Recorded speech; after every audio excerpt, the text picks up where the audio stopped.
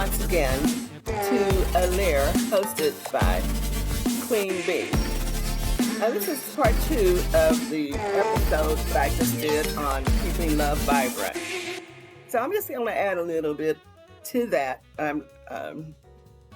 and offering different places you can go to keep your love vibrant.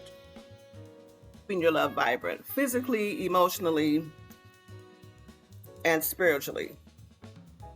The settings that I'm going to bring up here help create shared experiences, deepen connection, and spark intimacy. For instance, nature escapes. Why do I say nature escapes? Because nature brings calm, presence, and reconnection. Some of the things you can do would be like renting a weekend cabin in the woods. Even that might not be your niche. You can still do that and just have fun if you got your cell phones, if you can have, the connection out there. But anyway, just get out there and just get into each other. Play some games. And have fun with each other. You can gaze out at the stars in a secluded field. Or even when you're out there in that cabin in the woods, do a little stargazing. Look up at the skies. Go to a beach and have a picnic at sunset. That is so beautiful, warm, and inviting. I have personally done that, and I love it. I love the beach anyhow. But at sunset, having a little picnic, do some wine. Don't have to be an elaborate feast, just a little wine, maybe some fruits and cheeses. And like if you partake of anything else, bring that too. Hiking to a waterfall. That would not be high on my list of things to do. But to some people, that's very appealing. I love it. I love the aesthetic of it because I love water and just seeing the water coming down. But I can't see myself going up a mountain or something, hiking. But no, I don't know. Never say never. And then you can camp under the stars. Get your tent, pitch a tent, put it in your backyard if you can't afford to go anywhere. Another way is urban adventures. New environments stir excitement and curiosity. Call a staycation in a boutique motel downtown or a hotel. Find a fancy hotel in your area and do a staycation where you stay the weekend or as many days as you possibly can. It's this time of year now with it being summer, all your rooftop bars are going on. And, those can be fun. They can be loud, but they can be fun. And you can meet other people and share other experiences. So a rooftop bar, a lounge with live music. I love live music. In the park, in a club, in a lounge, live music gets you all the time. A foodie tour of local hidden gems. You don't have to wait till you see advertised. Hamburgers are going to be featured this week at all these restaurants and things. What you might want to do is make a list of the places that you want to go to, galleries. Art galleries and street festivals are another way to connect in urban adventures. A lot of downtown areas anymore are building up and offer a lot of nice things to do. Take a couple's dance class or a cooking class together. It could be an art class. Go to some of these places where you could do like the painting and maybe firing up the old kiln at a place where they do ceramics together. They usually serve wine. If you don't drink water or other beverages. Then wellness and growth spaces. Well, everybody's on a health kick today.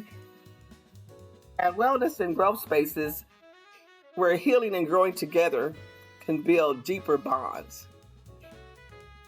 So say your significant other has something going on with them medically that they might have to do some kind of PT or get an active routine going. Like a couples retreat or intimacy workshop would be great to build that self-esteem and boost them back up to get them to feeling better until their condition can improve. Sound baths or meditation centers are other ways. Now, those are two I would like to explore. Float tanks or spas with a private couples massage. That is always great. You and your mate go and get massages together at a nice spa. Get pampered together. That brings about closeness. And that takes me back to where you can maybe do a staycation at a swanky, fancy hotel that offers all of that. Then you can go back to your room and have fun. Yoga classes, especially partner yoga, is another good thing. Bookstore dates, and journaling together are other good things that you all can do for wellness and growth. Creative and playful spots. As I was saying earlier, laughter and creativity keep love alive. Laughter and creativity keep love alive. When I mentioned the pottery or painting studios, those are good places.